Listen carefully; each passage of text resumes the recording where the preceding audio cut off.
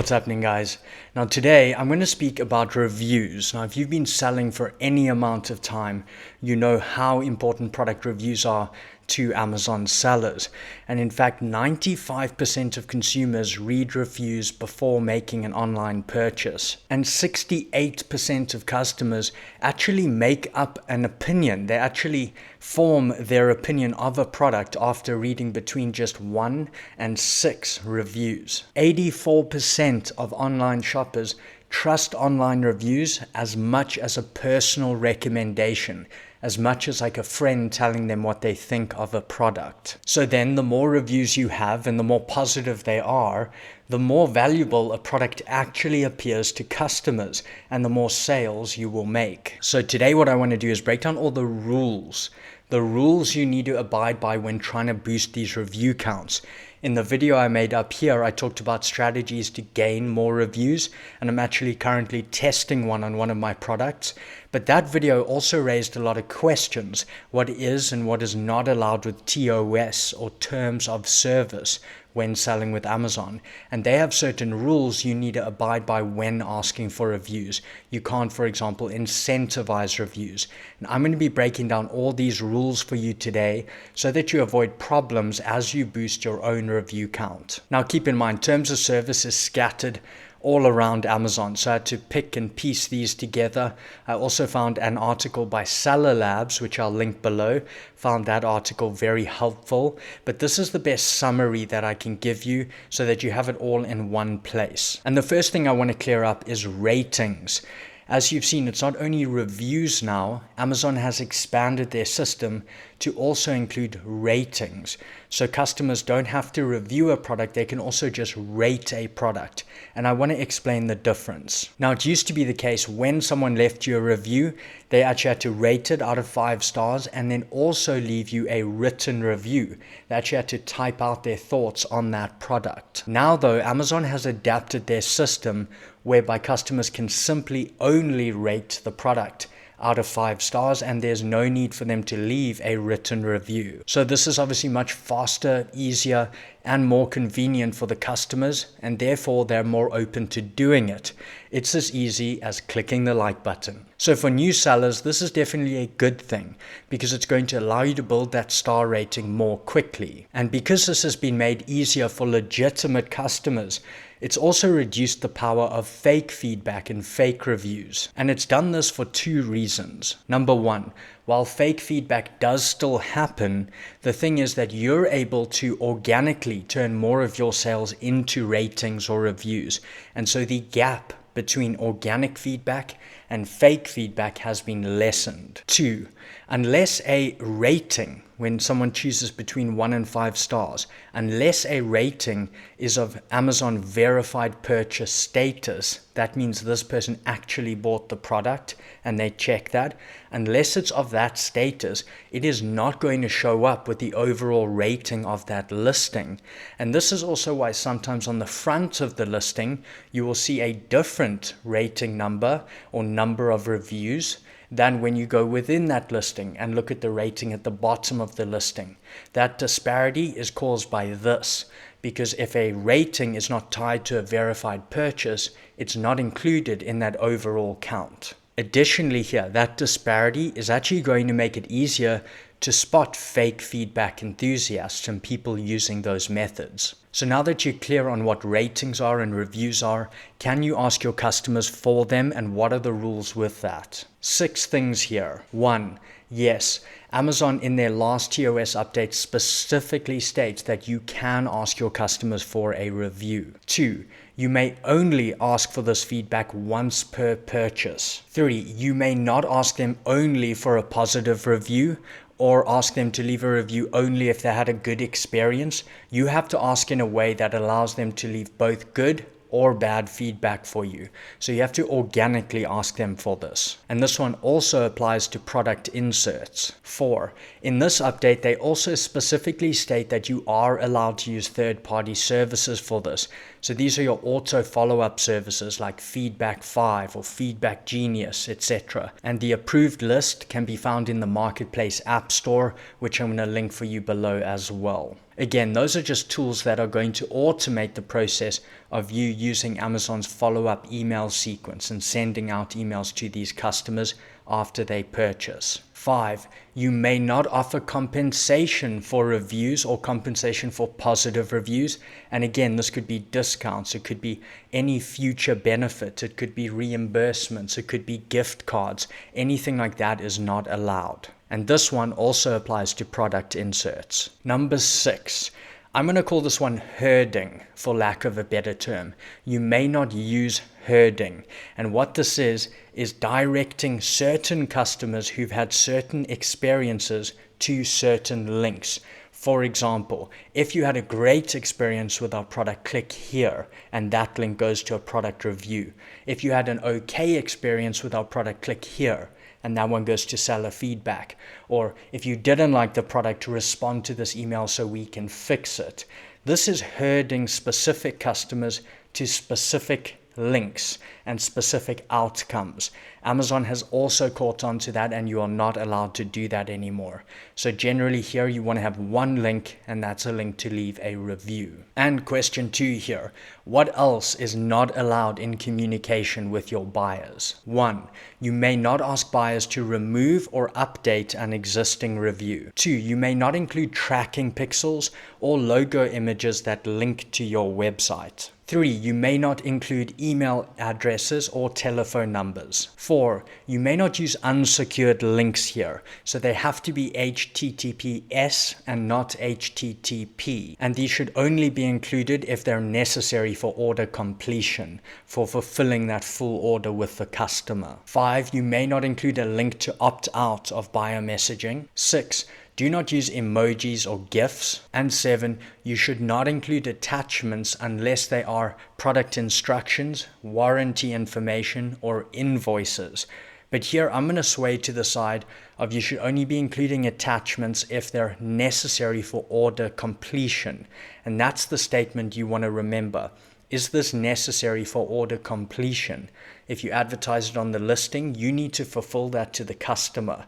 So just keep that in mind. That's an important line for us. Question 3 here. What else is not allowed with reviews in general? Number 1, you may not review your own product or your competitor's product. Number 2, your family members or staff, and sometimes even close friends, may not review your product or your competitor's product.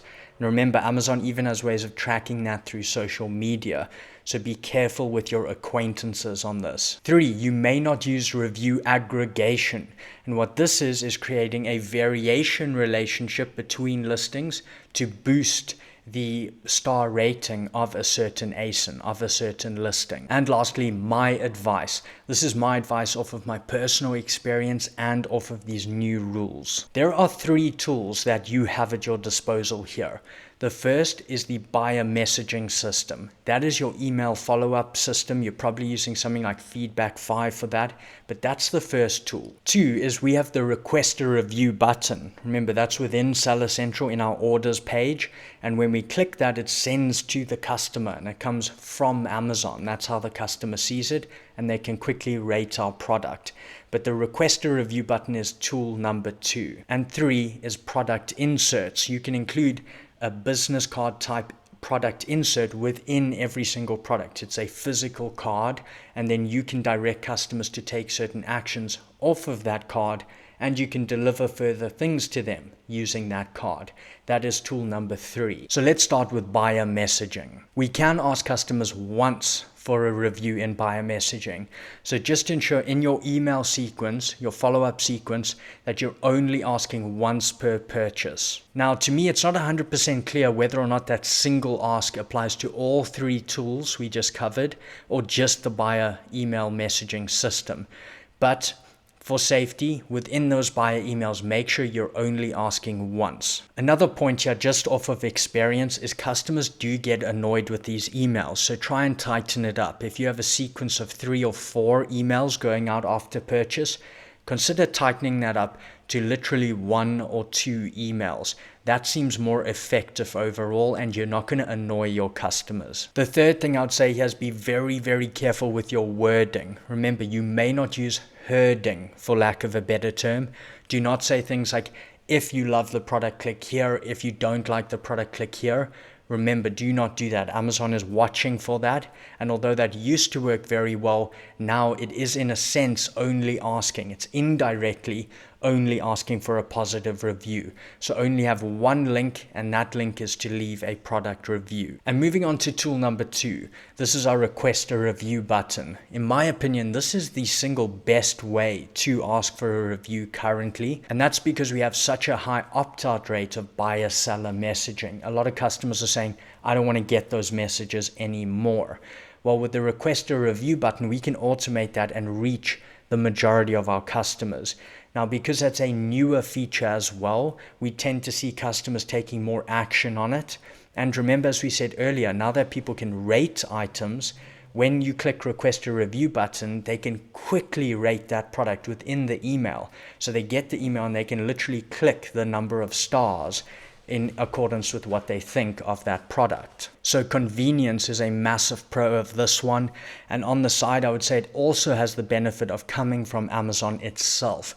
It doesn't look like some spammy seller sending me a message. It's literally from Amazon asking me my opinion on that product. So there's also more credibility around this one. So definitely use the request a review button. And remember, you can also automate that request a review button. So it always happens for you after every purchase. And you can do that with a tool like Sellerize. Now in my video up here, I cover how to use Sellerize to automate this. I'm also going to link Sellerize in the description below because they have a whole suite of very good tools, but that is an excellent Chrome extension for automating those review asks. And moving on, ebooks, warranties, lead magnets. What about ebooks and lead magnets and these things we build of further value? What are the rules with those? Well, Amazon's TOS, as I said earlier, says you may use emails to complete orders for customers. So if you promise an ebook or warranty or instructions within your listing, then that's something you need to fulfill. That's something you do need to get to the customer. And email is the best way of doing that. So attaching a lead magnet to the email is in a sense completing the order. It's necessary for order completion. Additionally, they say that you shouldn't use attachments other than product instructions, warranty info, or invoices. So if you really want to try stay in line with this as much as possible, consider targeting your lead magnet towards being instructional or do a warranty. If you're worried and you want to be 100% within TOS, those are the best options now, instructional or warranty, and both are highly valued. I would also say you should rather attach this to the email itself rather than inserting a link that goes to a landing page where they can redeem that, because an external link is likely to cause more problems than an attachment on that email. And what about insert cards and links? So insert cards are not as well covered as the follow-up emails, but similar principles apply here. Personally, asking for a review on the insert card, I wouldn't see as a double ask. I personally, for my business, and I cannot make the decision for you, but I would not see that as a double ask and a big risk if you're asking once in the email and once on the insert card. Now, many of us also have links or QR codes actually on those product insert cards, and those might lead to a landing page or other. So what about those? Well, here are a couple rules on these. If you advertise on the listing, on the product listing, what is found at that URL or at that QR code, then this is necessary for order completion. The second thing here, it used to be the case, it used to be thought that Amazon had a problem with your link if your link drove to a landing page, a web page, where other products were for sale off of Amazon. So that used to be the biggest problem, and in my opinion, that's where you're going to have the biggest hassle. That's going to cause the most problems. So whichever landing page your customers land on, whether it's for your warranty, for your product instructions, for your ebook, if that's from your insert card, or if it's from your buyer follow-up email, make sure on that web page there are no products for sale. There must not be products directly for sale on that very landing page they land on. Now, there are some forms of external links which are prohibited from the email sequence, from the follow-up email. but those are not specified for the insert cards. A long story short here is that, in my opinion, if you have a link like this to a landing page where they can get a lead magnet, it is better placed on the product insert card than within the email, because the email has many more rules and specific rules than insert cards. But again, this is your choice. I know there are many sellers, myself included, who still do certain things like this where they offer more value from the insert card without problem. That's not to say there won't be problems in the future, but then again, Amazon could change their whole TOS tomorrow again. So there's always risk, and you just need to make the best decision for you. And a pro tip here, remember that Amazon requires feedback to be accurately placed.